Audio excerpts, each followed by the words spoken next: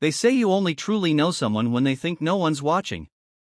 And that night, when Ethan Miles, a young millionaire known for his calm nature and kind heart, stepped into his mansion earlier than expected, he saw something that shattered his soul forever. The laughter he once cherished turned into the sound of cruelty. The woman he dreamed of marrying was standing over his fragile mother, kicking her, screaming, calling her worthless. Ethan froze. For a few seconds, he couldn't breathe. The ring in his pocket suddenly felt like a knife in his heart. And what he did next shocked every single person who thought they knew him. Ethan Miles was the kind of man people envied: young, successful, polite, and deeply family-oriented. His father had passed away when he was 20, leaving behind a small business that Ethan turned into a global company through sheer dedication and sleepless nights. But the true reason for his success was his mother, Margaret Miles, a humble, elderly woman who had worked as a schoolteacher her whole life. She'd raised Ethan alone, teaching him kindness over arrogance, respect over wealth, and compassion over pride. When Ethan met Sophie Allen, she seemed like everything he had ever wanted: elegant, confident, and understanding. She showered his mother with gifts, smiled at family dinners, and acted like the perfect future daughter-in-law. Or so everyone thought. The truth was, Margaret never felt comfortable around Sophie.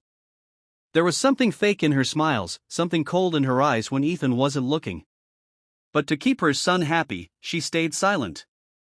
1 week before the wedding, Ethan had to leave for a sudden business meeting overseas.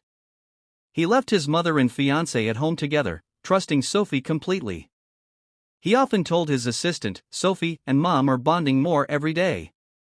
I can finally relax knowing they love each other." But fate had other plans. That evening, a storm forced Ethan's flight to return early. It was almost midnight when his car pulled up to the mansion.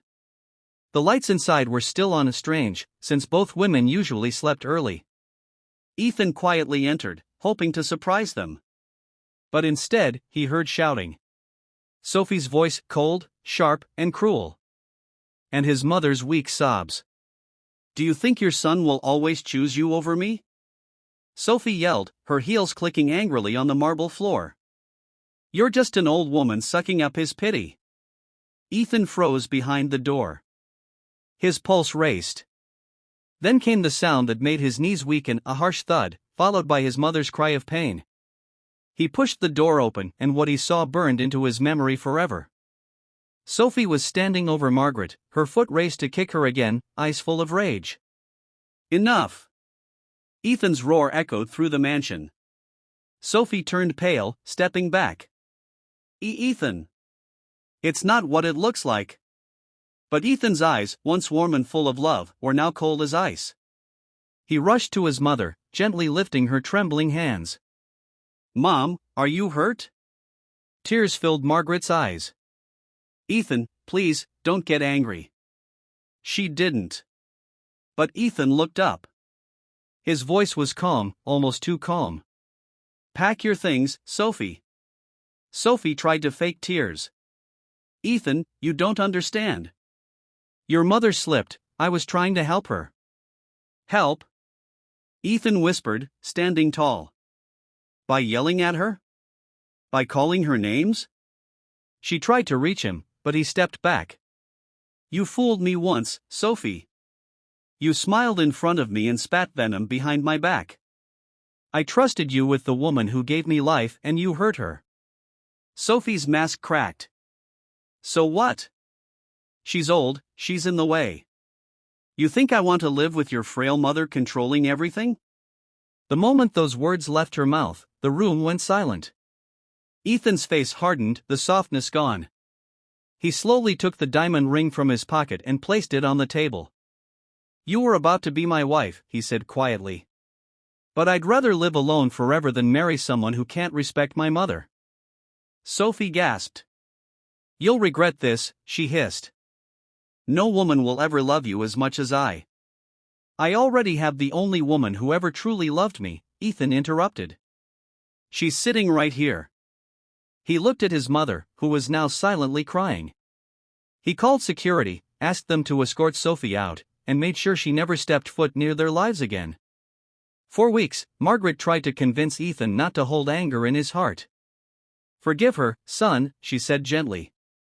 "Anger poisons the soul."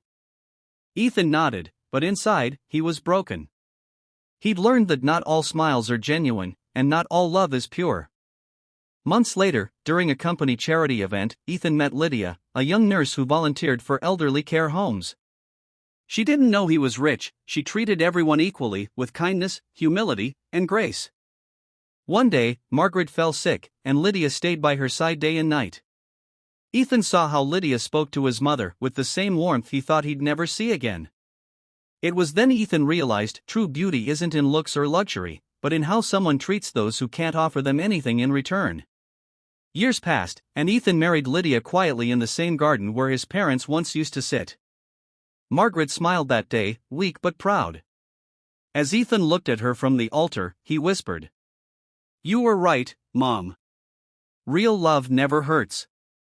Ending message, emotional closing for YouTube. When the world tells you someone is perfect, don't just listen, watch how they treat the helpless, the elderly, and the ones who can't fight back. Because love isn't proved by words or gifts. It's proved when no one's watching. And Ethan Miles learned that the hard way that day when he returned home early.